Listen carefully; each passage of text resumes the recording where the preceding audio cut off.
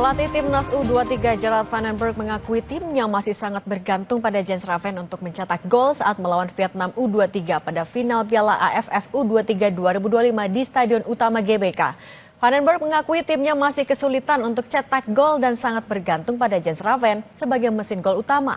Ia menyebut akan mengevaluasi lini depan usai turnamen. Terlebih Indonesia U23 sudah dinanti jadwal padat di kualifikasi Piala Asia U23 2026. This moment we don't have one player, only Jens, and I think the next step is to get maybe 2 or 3 very good players who can make a difference in this team. And if they maybe come from Holland or somewhere else, I will look and think that we are next tournament we will be stronger. Pelatih Timnas Gerald Van den Berg diperkirakan akan memainkan skema 4-3-3. Kiper yang bakal dipercaya Gerald Van den Berg kemungkinan besar adalah Muhammad Ardiansyah yang tampil gemilang saat melawan Thailand.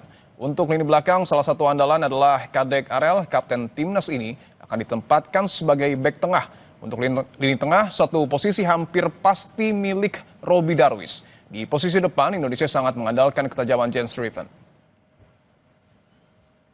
Sementara pelatih Vietnam Kim Sang-sik kemungkinan akan memainkan skema 3-4-3. Posisi penjaga gawang masih dipercayakan pada Tran Trong Kien, kiper berusia 23 tahun yang memiliki tinggi 193 cm ini punya refleks yang luar biasa. Di barisan belakang ada nama Nguyen Heo Min. Bek tengah ini justru menjadi salah satu pencetak gol terbanyak Vietnam U23 dengan 2 gol. Di barisan depan ada 2 pemain yang harus diwaspadai. Yang pertama ada Huat Van Kang. Gelandang serang ini menjadi kapten dan otak permainan Vietnam. Nama lainnya adalah Nguyen Din Bach yang telah membuktikan ketajamannya sebagai winger dengan mencetak 2 gol di Piala AFF U23 2025. Indonesia akan tampil habis-habisan lawan Vietnam di final Piala AFF U23 2025. Pelatih Gerald Van den Berg berharap Garuda Muda bisa menang selama 90 menit. Meski nantinya pemenang harus ditentukan melalui adu penalti, Van den Berg mengaku tak masalah. Menurutnya, mental para pemain sudah bagus. Nou, je ziet het, hè. Als je het niet doet, dan win je toen ook, dan kan je winnen. Als je het niet doet, dan win je. Nee. Kijk, als je penalties moet nemen, dan is het altijd een loterij. En ik denk gewoon dat je, eigenlijk gaat het er alleen maar om hoe je mentaal erin staat. En ik denk dat wij hebben laten zien dat wij op dit moment gewoon mentaal goed zijn. En ik bedoel, het is ook een geluksfactor, hè. Ik bedoel, je moet een beetje geluk hebben en ja, dat hadden wij. Ik heb in ieder geval gezegd dat we niet gaan oefenen, want dan winnen we. Sementara pelatih Timnas U23 Vietnam, Kim Sang-sik, optimistis timnya bisa mempertahankan gelar juara Piala AFF U23. Meski mengakui laga ini bakal penuh tekanan, ia yakin kemenangan akan diraih jika para pemainnya mampu menjalankan rencana permainan dengan baik. 결승전을 마지막 한 경기 남았습니다. 결승전에 임한다는 것은 팀이나 또 선수 또 감독에게는 매우 특별한 경험인 것 같습니다. 모든 에너지를 내일 결승전에 쏟아붓고 승리하도록 하겠습니다. 또 우리 팬들에게 멋진 날로 기억될 수 있는 하루가 되기를 꼭 승리로 기쁜 날이 될 수 있도록 준비를 하겠습니다. Indonesia kembali berhasil menembus partai final dan akan berhadapan kembali dengan petahana juara Vietnam. Karenanya, pertandingan final ini memiliki makna khusus bagi Indonesia untuk membalas kekalahannya pada partai final tahun 2023. Tim Liputan Kompas TV. Timnas U23 dan Vietnam bertemu pada partai final Piala AFF U23 ini ketiga kalinya. Tim Garuda Muda kembali berhasil menembus partai final dalam kejuaraan kelompok usia U23 di Asia Tenggara. Pelatih Gerald Van den Berg bertekad meraih kemenangan dalam waktu normal 90 menit. Apa yang harus dimanfaatkan skuad Garuda Muda untuk bisa meraih trofi Piala AFF U23? Kami akan membahasnya bersama analis sepak bola Bung Roni Pangemanan. Bung Ropan, selamat petang. Selamat petang, Mas Ito. Bung Ropan, pelatih Gerald Van den Berg ingin menang dalam waktu 90 menit. Apa yang harus dilakukan nanti malam? Kalau ingin menang dalam 90 menit, saya pikir ya harus ada gol, paling tidak di babak pertama. Itu yang menjadi kesulitan bagi pemain-pemain kita kan, karena penyelesaian akhir atau finishing touch itu dirasakan memang sangat kurang dan itu dikeluhkan oleh Gerald Van den Berg. Tapi saya pikir setelah Raven bisa membuat gol balasan ke gawang Thailand di semifinal, artinya ini ada motivasi berlebihan juga dari Raven kalau dia dimainkan dengan kondisi yang bugar untuk berada di depan, kan itu menjadi harapan bagi Gerald Van den Berg. Jadi mereka harus bisa memanfaatkan peluang sekecil apapun di depan gawang, harus bisa menjadikan gol. Pemain-pemain di lapis kedua atau di second line juga harus berani untuk melakukan tembakan-tembakan ketika Raven dalam pengawalan terisolir, dikawal dengan ketat oleh pemain-pemain belakang Vietnam.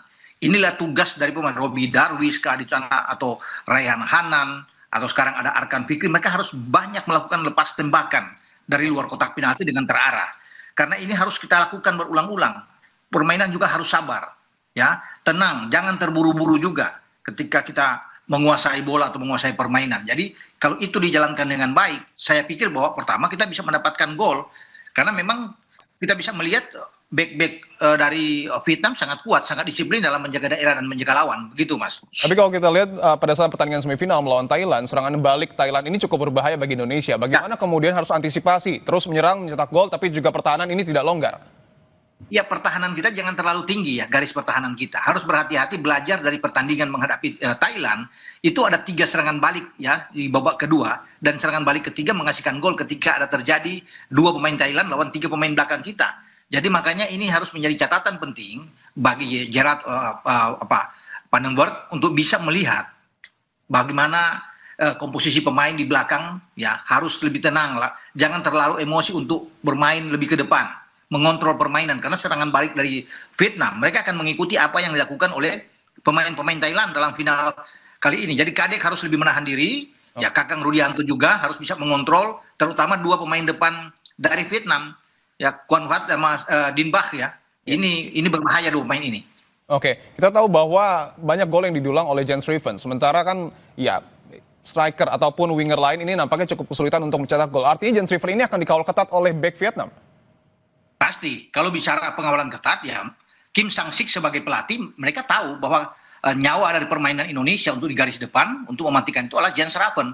Makanya dia akan menjadi pengawalan khusus bagi pemain belakang Vietnam, ya Lien Minh akan menjaga dia, dan ini kesempatan bagi flank. Kalau bermain dengan 4-3-3 berarti pemain-pemain sayap itu harus lebih kreatif, lebih cepat untuk bisa bermain dan crossing bola yang diperlukan untuk biar Jens mencetak gol.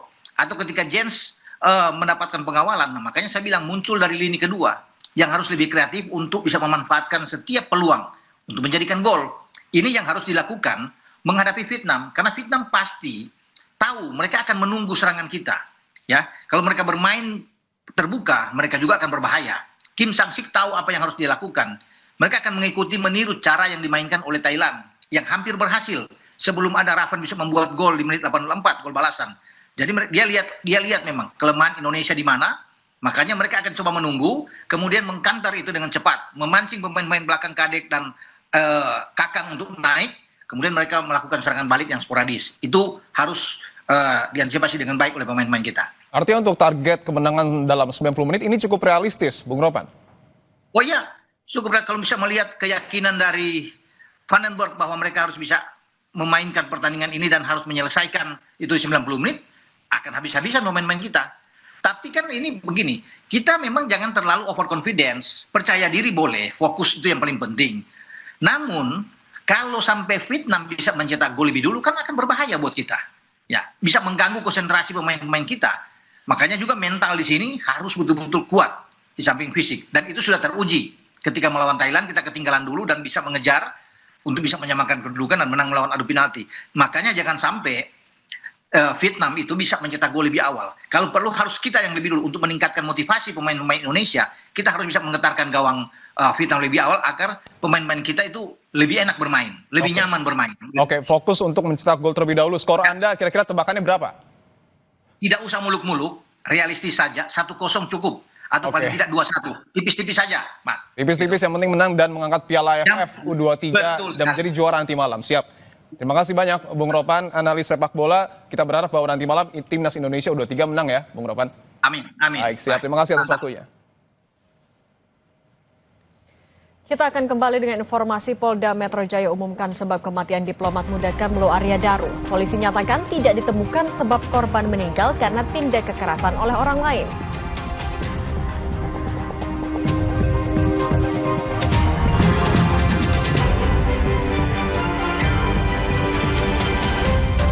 kan 5 tiket nonton langsung Indonesia di Amerika. Dukung Indonesia mengukir